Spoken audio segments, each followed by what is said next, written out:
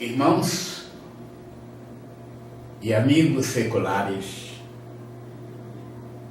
estou aqui para cumprimentá-los mais uma vez, na paz de nosso Senhor e Salvador Jesus Cristo, e para dar continuidade a esta obra. Portanto, antes de iniciar, eu gostaria de agradecer a Deus por mais um dia que Ele me concede. Gostaria de pedir a Deus que continuasse me dando ânimo e muita força para que eu não desista deste trabalho. Este trabalho, por certo, lhe renderá frutos. É essa a finalidade desse trabalho. Sou um servo pequenino que, iluminado pelo Espírito Santo,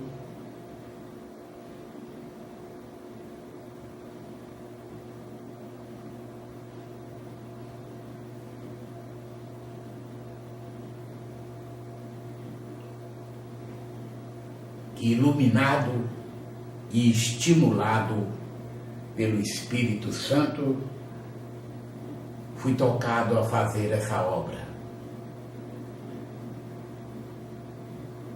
que eu espero que seja edificante para todos, como está sendo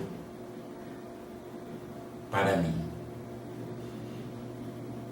Agradeço a Deus os livramentos que Ele tem me dado. E agradeço a Deus o alimento espiritual.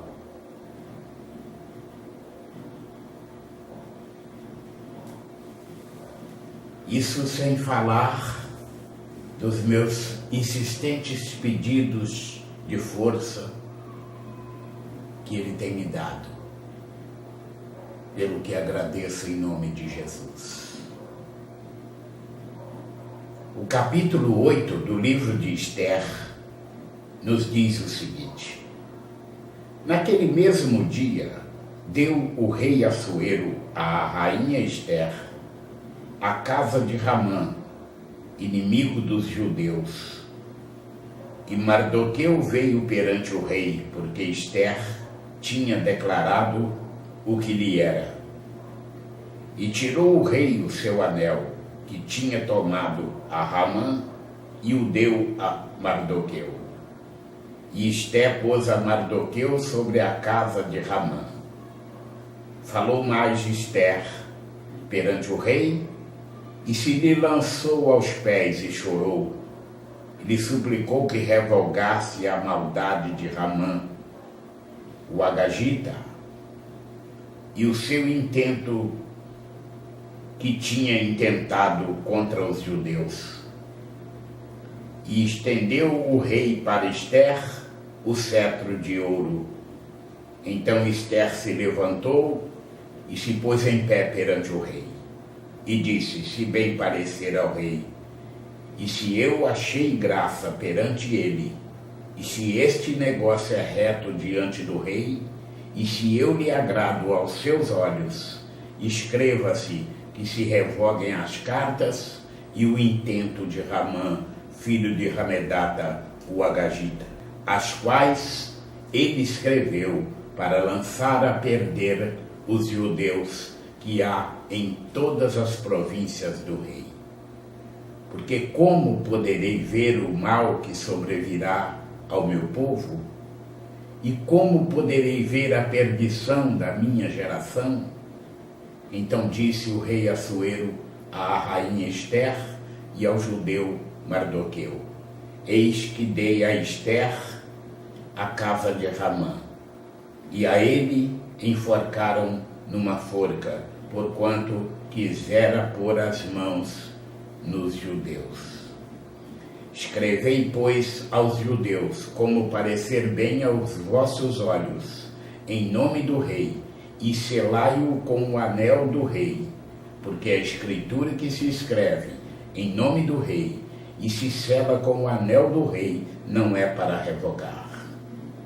Então foram chamados os escrivães do rei, naquele mesmo tempo e no mês terceiro, que é o mês de Sivan, aos 23 do mesmo, e se escreveu conforme tudo quanto ordenou Mardoqueu aos judeus, como também aos sátrapas e aos governadores e aos maiorais das províncias que se estendem da Índia até a Etiópia, 127 províncias, a cada província segundo a sua escritura e a cada povo conforme a sua língua, como também aos judeus segundo a sua escritura e conforme a sua língua.